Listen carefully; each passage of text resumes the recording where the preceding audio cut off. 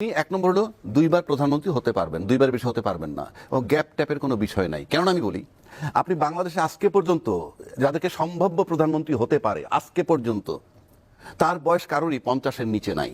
একটা সিম্পল হিসাব করি, মানে রাজনৈতিক দলের ভিতর থেকে 60-70ও আছে। সে যদি 2 টার্ম হয়ে যায় পর পর, তাতে কিন্তু 10 বছর।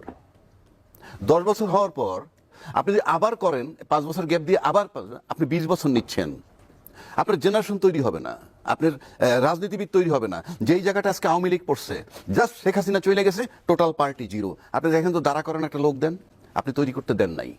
তো একইভাবে যদি আপনি আমাকে জিজ্ঞেস করেন, একই ব্যক্তি যখনই প্রধানমন্ত্রী হয়ে যাবে, সে দলের সভাপতি পদ ছেড়ে দিবে এবং পার্লামেন্টের যে নেতা, সে পদও ছেড়ে দিবে।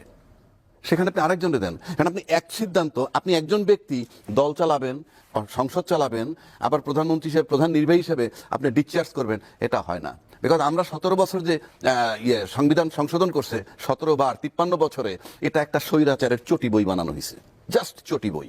এবং 70 অনুচ্ছেদ যদি থাকে, এরপরে স্বৈরাচারের জন্য আর কিছু লাগে না। দ্বিতীয় কথা হচ্ছে, আপনি শুধু শুধু যে প্রধানমন্ত্রীর পদ তা না, যিনি এমপি হবেন সেই দলের কোনো পদে সে থাকতে পারবেন না, এবং পরপর 2 বারের বেশি সে এমপি হতে পারবেন না। কারণ প্রধানমন্ত্রী হতে পারলে না পারলে এমপি হওয়ার দরকার নাই। কারণ 10 বছর তামাশা না, আরেকটা জেনারেশন তৈরি করেন। আজকে বাংলাদেশের সবচেয়ে নাজেহাল অবস্থা হয়েছে রাজনীতিবিদ বলতে আমরা মনে করি বিএনপির টপ 2 জন নেতা, আওয়ামী লীগের শেখ হাসিনা পরিবার, ওইদিকে মানে এছাড়া আমি কোনো লোকই খুঁজে পাই না। তারপরে সেকেন্ড মানুষ চিন্তাই করে না। এই যে চিন্তা করে না, এটা একটা বিরাট রাজনৈতিক শূন্যতা তৈরি হয়েছে। 2 নম্বর,